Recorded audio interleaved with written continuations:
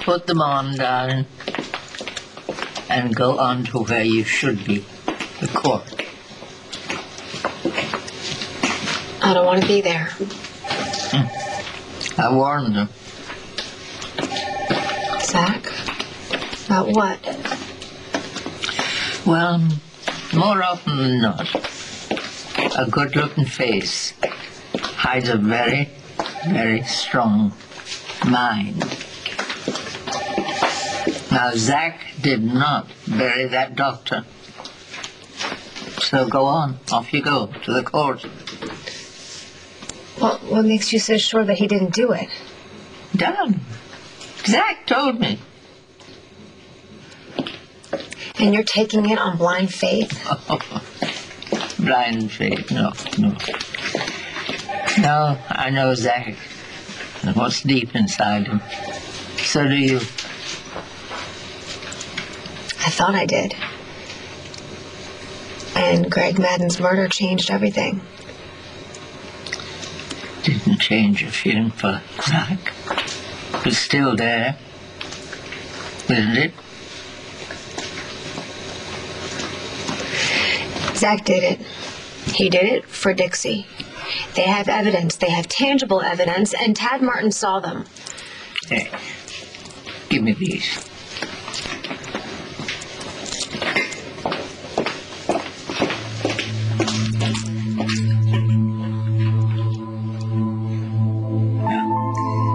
How did it happen, babe?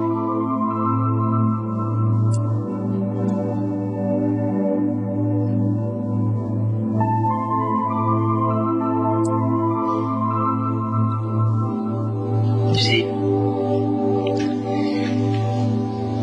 sometimes we think we know something, but we know zero. We will introduce ironclad physical evidence implicating both of the defendants. You will hear eyewitness testimony that cannot be refuted. Will it be enough for a guilty verdict? Absolutely. I wouldn't waste your time or the court's or the state's money. It's my job to prosecute criminals.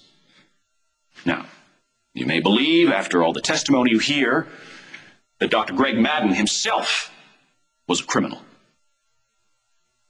Keep in mind, Greg Madden is not on trial. And your personal opinions about Dr. Madden's character or your sympathy for Miss Martin's plight in no way justify or excuse murder. Whatever his sins, Greg Madden did not deserve the inhuman torture, suffering, and brutality that resulted in his horrifying death. This was no accident. It was murder. If the state's case were solid, I wouldn't be here. I do not defend people who I believe are guilty.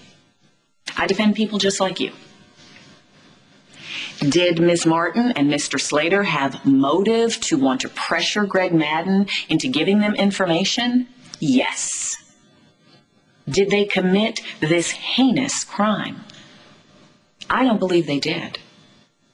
Now, the district attorney, Mr. Summerhill, talked to you about physical evidence. I will show you that not only is that evidence circumstantial, it's inconsequential. A fingerprint on a piece of wood that could have been obtained from any number of sites that Mr. Slater has frequented. The police can't tell you where that wood was found or even when. He also will make a monumental case of some traces of blood and a few fibers found in a rental car owned by Mr. Slater's casino. Yes, Miss Martin drove that vehicle. But so did hundreds of other people since January 2005, when the vehicle was first purchased by Mr. Slater's casino hotel. What else did he say he had? Eyewitness testimony. The word of a jealous man who wanted revenge against his ex-wife and her lover.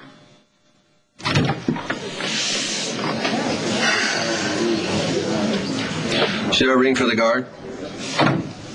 Well, for me or for you, I come in peace. It's a change of pace. I can't find Jamie. I mean, I looked all over the courthouse. I can't find him. That's because Jamie is convinced his father's a perjurer who spends his every waking minute trying to railroad his stepmother into prison. If I know our son, he's as far away from here as he can get. If he's smart, he'll stay there.